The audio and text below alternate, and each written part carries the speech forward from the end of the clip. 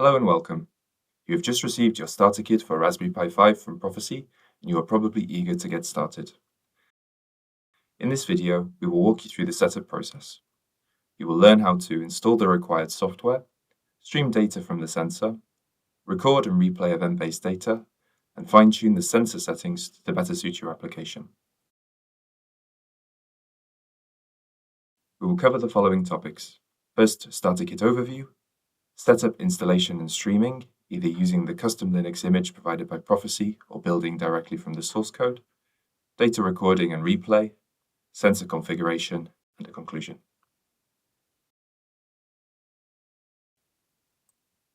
The starter kit features Prophesee's GenX320 event-based vision sensor, designed to connect to the Raspberry Pi 5 via the camera connector using a MIPI interface.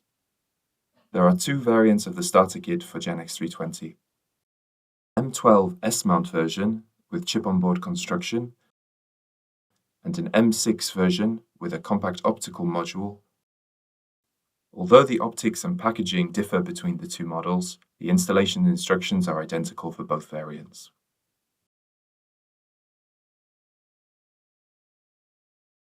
On reception of your starter kit, you will find a QR code inside the box that brings you to the Quick Start Guide.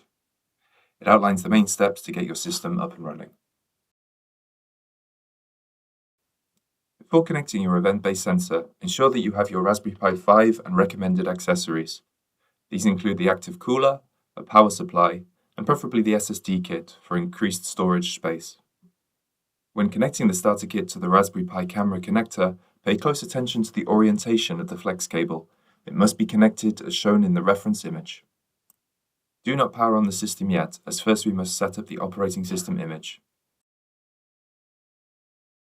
There are two methods to install the required software, either by using the custom Linux image provided by Prophesee, or building from the source code directly.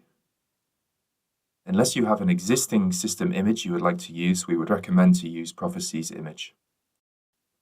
Installation using Prophesee's custom Linux image. Download the custom Linux image. The image is based on Raspberry Pi OS and includes the pre-installed sensor driver and OpenEV software.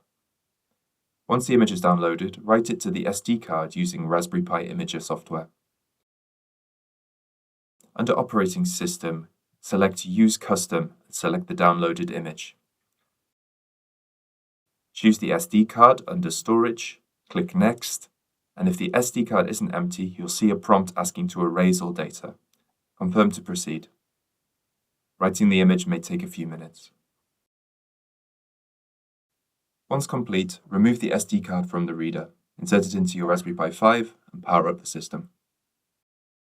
Now that all the required software is installed, let's stream data from the sensor. Open the documentation at support.prophesee.ai and navigate to the Starter Kit for Raspberry Pi tutorial. Scroll down to the Usage section. Open a terminal, and we will follow these steps to prepare the system for streaming. First, we load the sensor driver by applying the device tree overlay. One slot is sufficient for a single camera. Next, we will set additional parameters. Here the instructions vary slightly depending on your installation method. Since we use the custom Linux image, we will follow the corresponding instructions.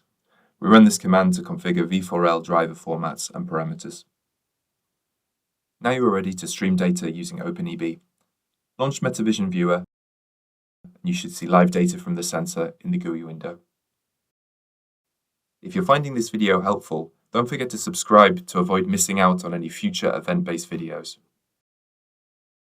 Now we are going to move to the second installation method and compile the sensor driver and OpenEV directly from the source code. In this section, we will show how to install the Linux image on an SSD drive instead of an SD card.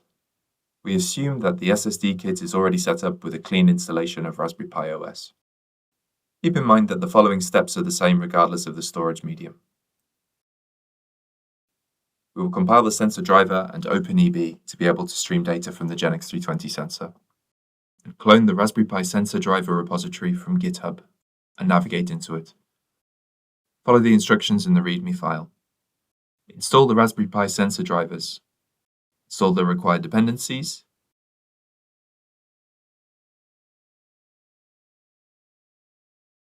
export the path to the repository, because it will be used in future steps, and then install the drivers using DKMS, Dynamic Kernel Module Support.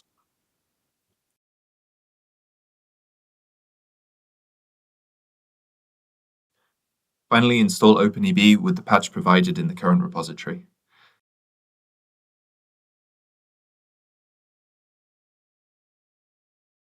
Install the OpenEB dependencies.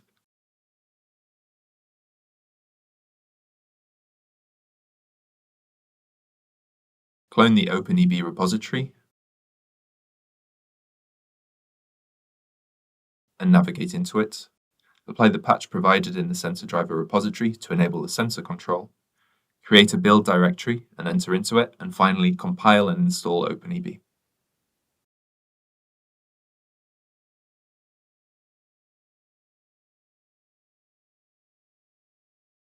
Now that everything is installed, let's walk through how to stream data from the GenX320 sensor using OpenEB. First, load the sensor driver by loading the device tree overlay. Since we're only using one sensor in the CAM1 slot, this command is sufficient. Configure formats, links, and parameters for V4L by running the provided script.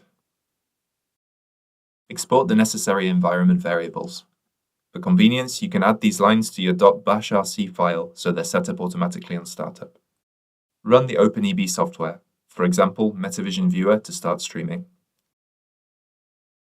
You should now see live data from your GenX320 sensor.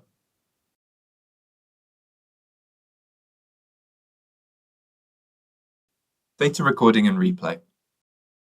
Metavision Viewer offers a range of useful command line options. The full list of options is accessible when starting Metavision Viewer with the -H option. To record data to a file, use the -O option followed by a file name. Here we record data to a test.raw file.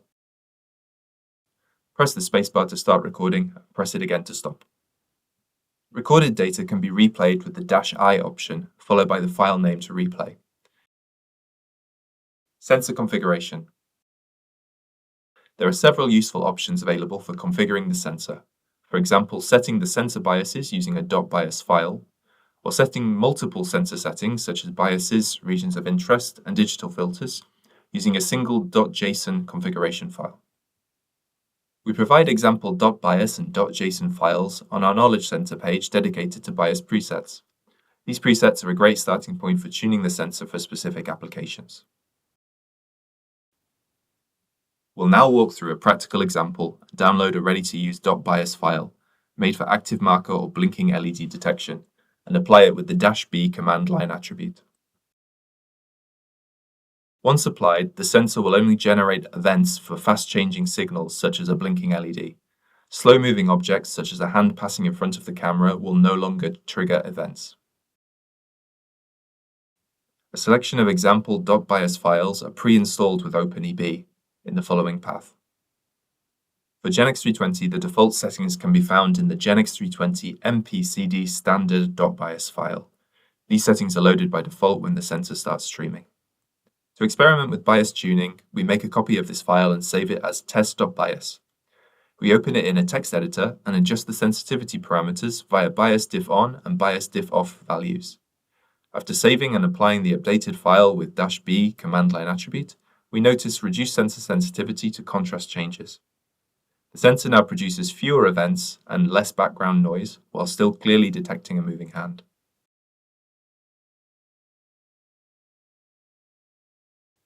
You have now seen how to set up your GenX320 starter kit for Raspberry Pi 5. From the hardware and assembly to software installation, streaming, recording, and replaying event-based data.